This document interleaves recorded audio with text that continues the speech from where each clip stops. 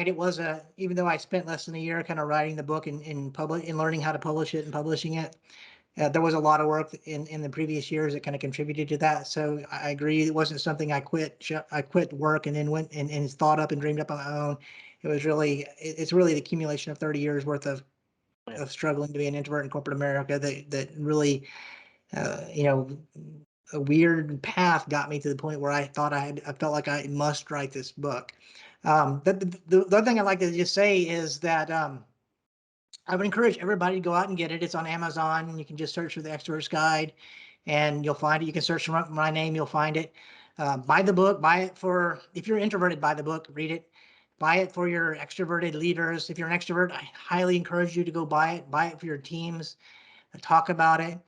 And then when you love it, because I think you will, the only way for us to really have the impact that we need to have is for people to change it. It's very difficult to sell books and get messages out there. So in order to have the impact we need to have, everybody that reads this book needs to really shout it from the rooftop and tell people, you need to go out and look at this and think about it. It's not like I've written the best book ever. I just think it's all I really did was tell my story. And when you read my story, I think you're going to realize that, it's time to stop this unnecessary bias and discrimination. It's just time to it's time to stop treating half the population differently just because they like to think about things and they don't like to talk about them.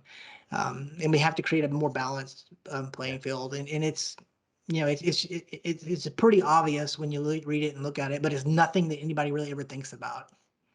I'm actually going to start a challenge. It's called the Extrovert Guys Challenge. If you learned something from this book, put it on LinkedIn and put it hashtag the Extrovert Guide.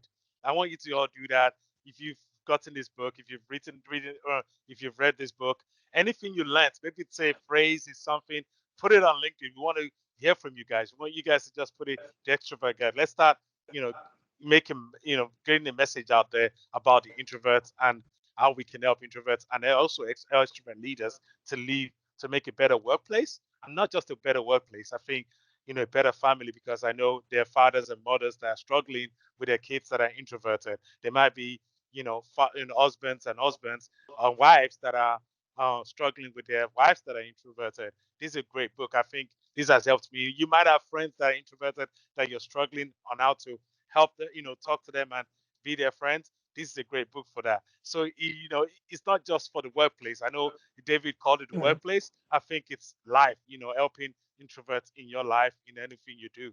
But let's start this challenge.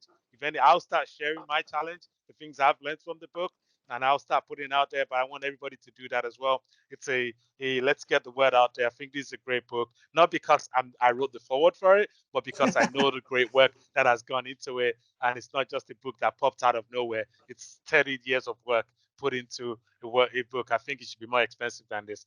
Thank you, David, for the generous offer of doing this. You're welcome. And to be fair to Io, when Io gave me the words that ended up being the forward, he didn't know he was doing that. I know. He thought he was doing something else, and I loved it so much I just felt compelled to make it the forward of the book. Thank you very much. You're awesome, Io. Thank you for the opportunity. Thanks for promoting the book. Thanks for being a true extroverted ally to introverts, because you are.